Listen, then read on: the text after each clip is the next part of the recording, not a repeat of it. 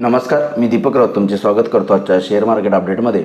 आज मार्केटमध्ये परत पुन्हा एक पॉझिटिव्ह आणि गॅपअप ओपनिंग बघायला मिळालं. कालही मी म्हणलेलं की युद्धाच्या डेव्हलपमेंट्सला घेऊन ज्या पद्धतीने न्यूज येईल त्याच पद्धतीनं मार्केटची चाल राहील. US मार्केटसुद्धा जे काय 500 पॉईंट पॉझिटिव्हमध्ये डाव जोन्स बंद झालेलं आणि कालच सीजफायर बाबतीत चर्चा झालेली, पण दुपारी परत हल्ले इराण इस्रायलने एकमेकावर केले. पण संध्याकाळी US मार्केट टायमिंग आवर्समध्ये परत पुन्हा सीजफायरवर दोन्ही देशांचं ॲग्री झालं, एकमत झालं आणि त्यामुळे US मार्केटमध्ये चांगली तेजी आली. परिणामी आपल्या मार्केटमध्ये सुद्धा जे काल हायर लेवलवरून प्रॉफिट बुकिंग आलेलं की परत पुन्हा इराण इस्रायलचे हल्ले एकमेकावर सुरू झाले, त्या न्यूजनंतर जे निफ्टी 25,300वरून खाली आलेली, ऑलमोस्ट आपण परत पुन्हा आज ती लेवल क्लाइम केली. मार्केटनं सक्सेसफुली आणि चांगलं 200 पॉईंट निफ्टी पॉझिटिव्हमध्ये बंद दिला. बँक निफ्टी थोडंसं कमी वाढला निफ्टीच्या तुलनेत 150 पॉईंट पॉझिटिव्ह, पण ओव्हरऑल सेन्सेक्स 700 पॉईंट आणि निफ्टी 200 पॉईंट पॉझिटिव्हमध्ये बंद केली. बाकी अदर सेक्टर्सनं चांगलं पार्टिसिपेट आज मार्केटच्या रिकव्हरीमध्ये केलेलं बघायला मिळाले आणि हे जर सीजफायर कंटिन्यू राहिलं तर मला वाटतं मार्केट्स फर्दर हायर लेवल्सला निश्चित जातील. त्यामुळे उद्यासाठी टेक्निकल लेवल्स बघायचं झालं तर 25,300 जो आजचा हाय आहे, कालचाही हाय आहे, तो जर क्रॉस केला 25,300 आणि त्याच्यावरती मेंटेन राहिलं तर निफ्टी 25,500 ते 25,700पर्यंतसुद्धा जाऊ शकते. 25,200च्या खाली आलं तर 25,100 ते 25,000 हे दोन सपोर्ट लेवल्स निफ्टीला आता लोअर लेवलला आहेत.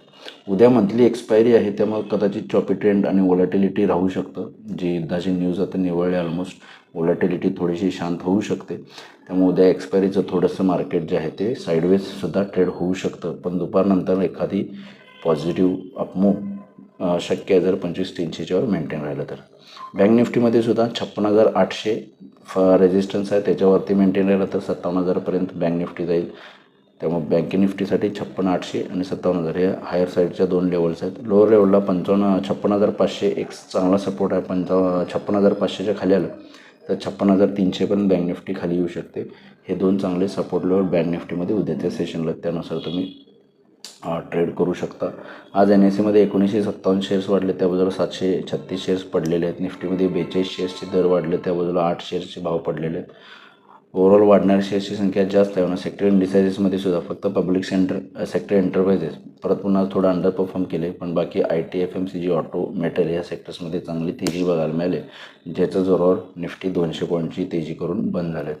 ग्लोबल मार्केट फ्लॅट आहे, सध्या काही क्ल्यू नाही आहे.